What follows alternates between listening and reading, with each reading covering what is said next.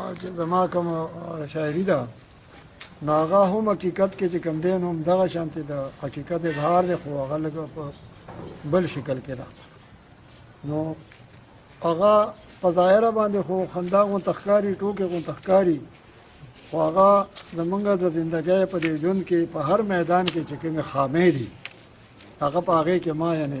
واضحه کړي دي لکه زمونږ په دیني دنیا کې هم خامې دي زمونږ په سیاسي دنیا کې هم خامې دي زمونږ په عدلیه کې په عدالتونو کې هم خامې دي زمونږ په سیاست کې زمونږ معاشره کې هم خامې دي نو هغه ټولې خبرې چې دي نو ما په دې کې بیان کړي دي چې دین کې زمونږ کومې خامې دي نو لکه هغه ما په دې کې لیکلي دي چې ما وی چې خوند دی وکړه خان صاحبه ما وی چې خوند دی وکړه خان صاحبه چې شاپودین له دې زکات ورکړو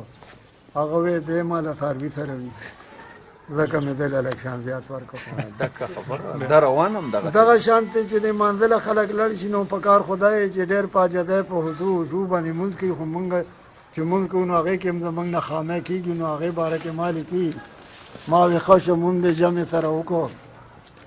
ما وی ښه شو مونځ د جمع سره وکړو ګلبدینه په تا فضل رحمان وکړو وی چې مونځ له امام صاحب ټول وکړو ما بې غمه ټول حساب د دوکان وکړو دا دغسې بالکل نو دا اوس تا ویلي نور دا شی دی دغسې دا دی داسې دغه شانتې چې جومات ته سړی لړ شي او هغه جومات کې پکار دی چې ټول انسانان د خدای مخکې برابري خو داسې نه دي نو ما پې دا لیکل کړي دي چې یو ګورم څه چې خلک یو خوا بل خوا ناست دی ګورم څه چې خلک یو خوا بل خوا ناست دی په امام پسې خالی او جانماز دی ما وی ولې چا وی چپ شه خفه کېږي څوک پې نه پرېږدي دا ځای د تورهباز دی ګورم څه چې خلک یو خوا بل خوا ناست دی په امام پسې خالی او جانماز دی ما وی ولې چا وی چپ شه خفه کېږي څوک پې نه پرېږدي دا ځای د تورهباز دی دغه شانتې یو جومات کې زه ورغلم نو ما ولیدل چې یو جومات کې خواران دربو کې ولاړو ګورم څه چې خان غوړولی جانماز دی ما وی خدایه ستا د کور نه چرته لړ شو دلته هم محموده و یاد دی دا هغه زمونږ دغه کې چې کوم دی نو دا څیزونه کېږي مولا صاحب هم هر مولا خو یو شان بهادر او زورور او حق پسند نه نو یو ځای کې لکه چې ما مونځ وکړو نو خلک تنګ وو امام صاحب وروستو کېده نو ما پې دا قطعه ولیکله چې ما وی یو استاد جي وخت خو برابر دی خلک تنګ د حق حیران ګړی ته ګوري پې چې وارو که دا خان راغلی نه دی د جومات ګړی د خان ګړی ته ګوري نو دا خو هغه زمونږ نور هم داسې ډېرې معاملې دي زموږ په دیني دنیا کې حقیقت یې دغه دی او دا په دغه دی مونږ چې عدالتونو ته لړ شو لکه مونږ نه هلته کې بیا نور څه خامې دي نو هغه ما په دې قطعو کې بیان کړي دي چې یاره ما وی زه خو دې پتلو راتلو رنځور کړم ما وی زه خو دې پتلو راتلو رنځور کړم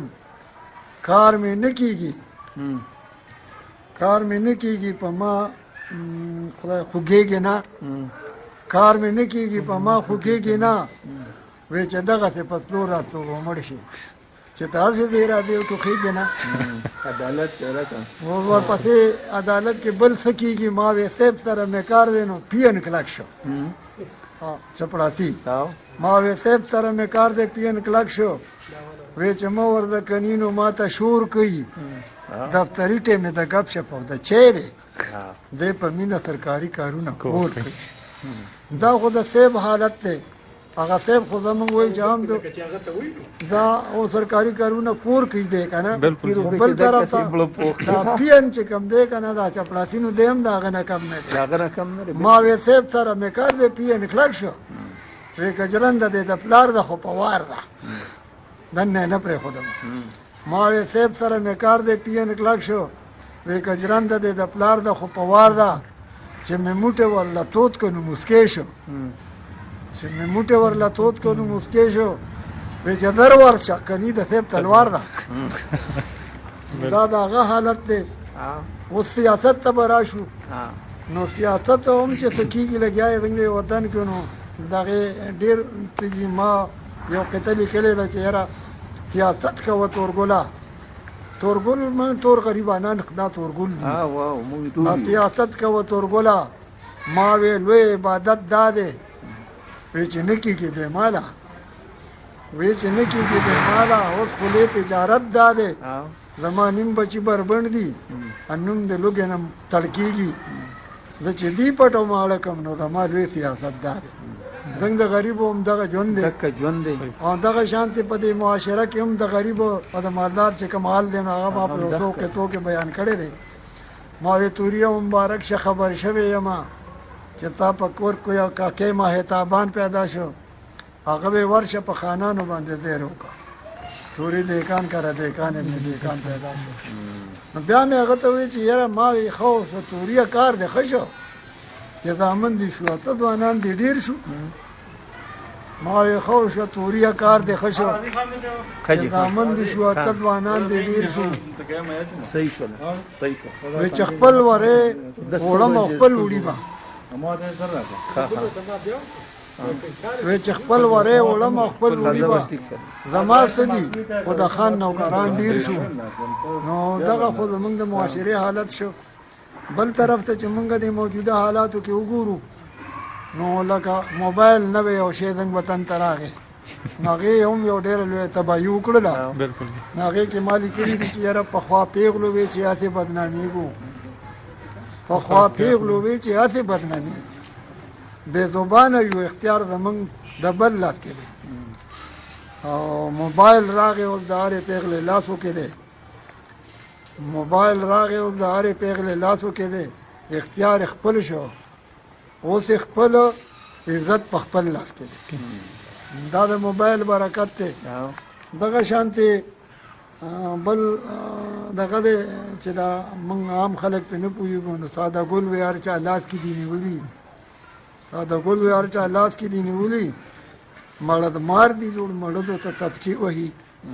نو ما وی ساده ګله لیونیه دا موبایل